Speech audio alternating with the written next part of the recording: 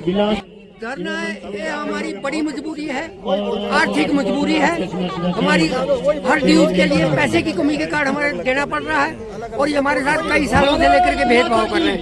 Time की pension नहीं देते, टाइम के कोई ड्यू नहीं देते, सिवाय कोर्ट के इन्होंने कुछ नहीं दिया आज तक। मुख्य मांग तो कि इनके जो है चेयरमैन, डिप्टी चेयरमैन है जिन्होंने अरेस्ट किया अननेसेसरी, और अफसर जो ज्यादा बैठाए हुए हैं इनको निकाल दो। पेंशन जो है हमारे को जैसी पहली को मिलती है पे और पेंशन, इसके प्रति हमने हाई कोर्ट में भी केस किया हुआ है कि पेंशन पहली को और पे और पेंशन पहली को मिले। आज से नहीं, शुरू से ब्रिटिश गवर्नमेंट के टाइम से लेकर के दे रहे हैं। इन्होंने जो किया है, इन्होंने अपनी मनमर्जी की है, मिस यूज करते हैं वो पैसे को। परंतु पेंशन इनका रिकॉर्ड चेक किया जाए कि किस किस डेट को इन्होंने पेंशन डाली है और किस डेट को इन्होंने पे दी है, ये रिकॉर्ड चेक किया जाए इनका। ये झूठ बोलते हैं। राहुल गांधी को भेजो, सोनिया गांधी को भेजो, आवाज दो। मैं देवराज ठाकुर, प्रांतीय प्रधान, परिवहन कल्याण संगठन, हिमाचल प्रदेश।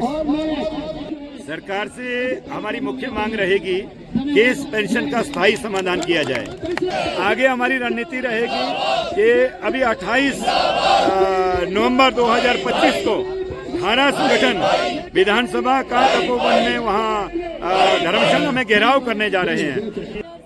आपदा के समय में आपदा आई हिमाचल प्रदेश में, पर आपदा आई उन लोगों को जो मंडी जंजैली के लोग थे, वहाँ बड़ा भारी आपदा आई है और इधर आपदा आ रही थी और उधर इन्होंने 30% इंक्रीज कर दी अपनी सैलरी को और कंपैरिजन कर रहे हैं सेक्रेटरियों के साथ। तो ये जनसेवा कर रहे हैं कि पैसे कमाने के लिए इधर आए हैं।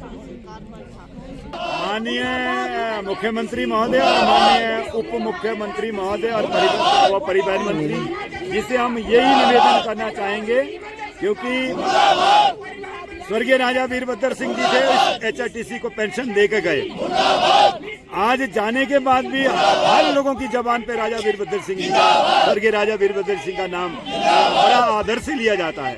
और माननीय मुख्यमंत्री महोदय तो परिवहन परिवार से निकले हुए एक हीरा है, उनको तो राजा साहब से भी आगे की सोच रखनी चाहिए थी और इतना विश्वास था कर्मचारियों को कि ये स्थायी समाधान कर जाएंगे इस पेंशन का। परंतु बड़ी खेद का विषय है कि आज हाल बद से बदतर हो गए। मैं सुरेश ठाकुर, सोलन इकाई का प्रधान। आज जैसा कि आप देख रहे हैं कि हमारा जो विरोध प्रदर्शन है वो इस सरकार के खिलाफ है, क्योंकि इसके राज में, तो कांग्रेस सरकार के राज में हमें सिवाय झूठे आश्वासन से कुछ नहीं मिला।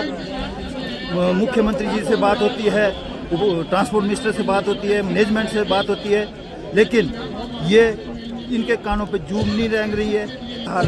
और HRTC का जो पेंशनर है उनके कितने भत्ते होंगे? 3% और 3% भत्ते देने के लिए भी उनके पास पैसा नहीं है। तो ऐसा MD साहब ने जैसे ही फाइल पुटअप करी, वो आज तक उसका कोई जवाब नहीं आया। और ये 12 तारीख से पहले की बात है। तो साथियों, 24 तारीख को उन्होंने डिक्लेयर किया कि सभी को दे दिया जाएगा, लेकिन HRTC पेंशनरों से क्या उनका विरोध है?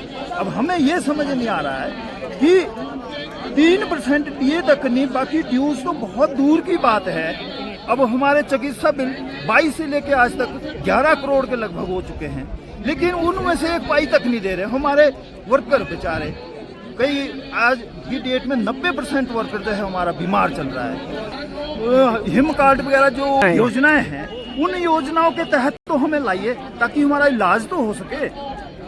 लेकिन बड़ी दुख की बात है कि ये ना चिकित्सा बिल भत्ता, ना पेंशन टाइम से, ना हमें DA के एरियर जो रिटायर हो रहे हैं उनके लिए भी कोई पैसा नहीं इनके पास। अभी 250 बंदे हमारे रिटायर हुए 24 के बाद, और लेकिन उनके लिए पेंशन नहीं लगी। भाई रिटायर हो रहा है, लेकिन अब रिटायर होने के बाद वो क्या खाएगा? वो इसी गम में आधे बंदे तो हमारे ऊपर वाले को भी प्यारे हो चुके। अब हमने निर्णय लिया कि आज यहाँ पर आपके सामने ये धरना, ये हमारा गेट मीटिंग अभी स्टार्ट हो चुकी है। आप देख रहे हैं ये जनसमूह, और यही जनसमूह आने वाले दिनों में ये सब इस सरकार को बद्दुआ दे रही है, दुआ नहीं दे रही है।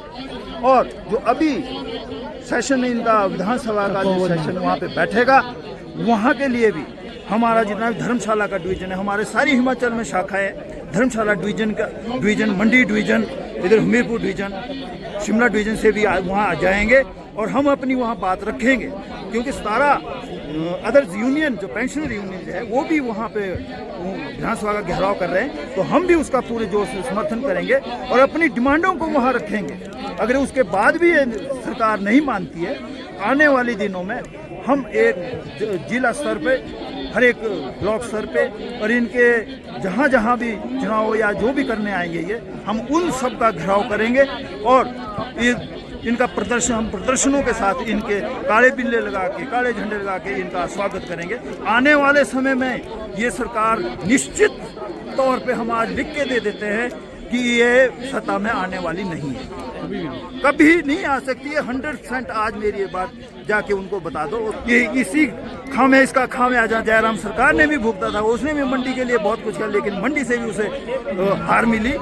तो यही हार इनको यहाँ मिलेगी और हर एक जिले में मिलेगी।